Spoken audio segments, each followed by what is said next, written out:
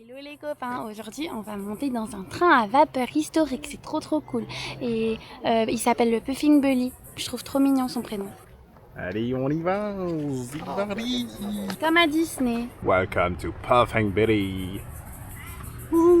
Donc là on est à Belgrave Station. Ensuite nous allons faire Menzies Creek Station. Ensuite nous allons près de chez nous à Emerald Station. Ensuite on fait le Lakeside Station, le Cockatoo Station et pour finir le Gamebrook Station.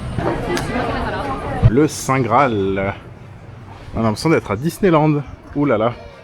Il y a tout le monde qui nous attend. On arrive les copains. Quai 9 3/4. Dépêche-toi Harry, dépêche-toi. Viens m'embarquer dans le train.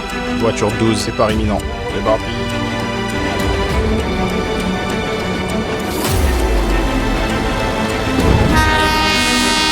Voilà, va.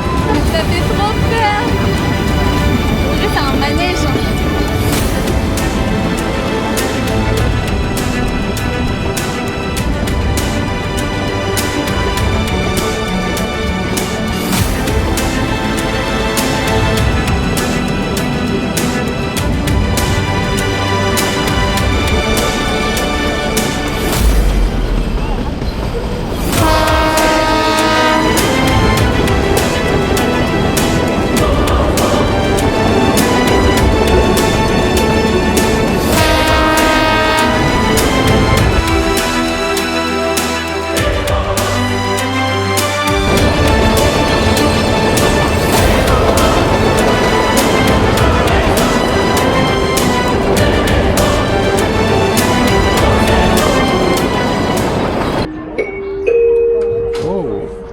Welcome to Puffing Billy Railway. The service on platform 2.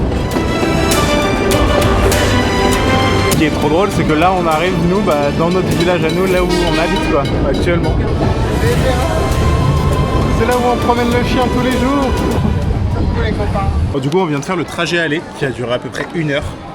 Ensuite on va faire le trajet retour qui va durer à peu près le même temps. Là on a une pause de 1 heure aussi devant nous. En fait c'est vraiment juste un aller-retour où on se promène, on se balade et on profite du paysage quoi. Tu vas jumper un petit coup là-dessus? Non, je jumperai pas ici.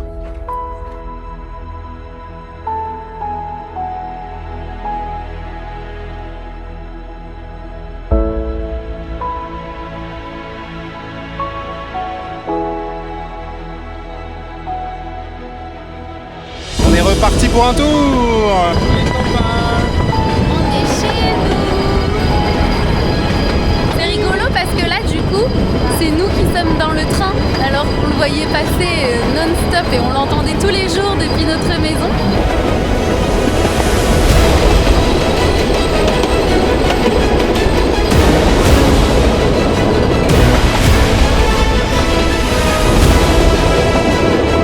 La Puffing Billy, c'est l'un des trains à vapeur les plus emblématiques d'Australie. Construit au début du XXe siècle, il servait à relier les villages des Dandenong Ranges. Les Dandenong Ranges, c'est une région de montagne située à environ 1 heure de Melbourne, connue pour leurs forêts luxuriantes, leurs immenses fougères et leur eucalyptus. C'est un endroit parfait pour s'échapper de la ville et se reconnecter à la nature, transportant à la fois des passagers et des marchandises à travers ces paysages incroyables. Aujourd'hui, il est devenu une véritable attraction, mais il a gardé tout son charme d'époque.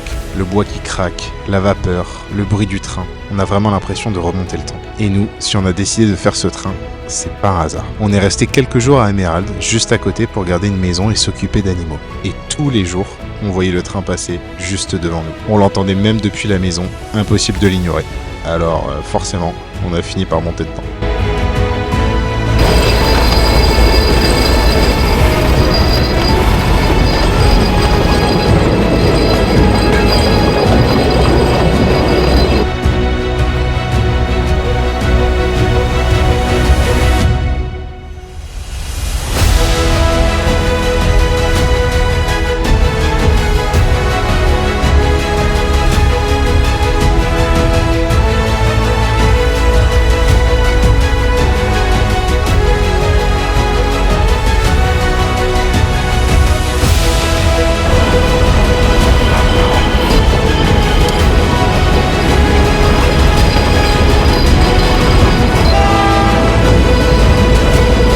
La meuf venait de s'endormir quand même.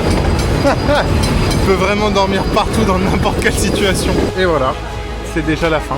Bien de retour à Belgrave Station. C'était quand même bien sympa, c'était stylé. Juste le moment le plus beau, le moment où il y a vraiment un joli pont et tout, il est tellement rapide.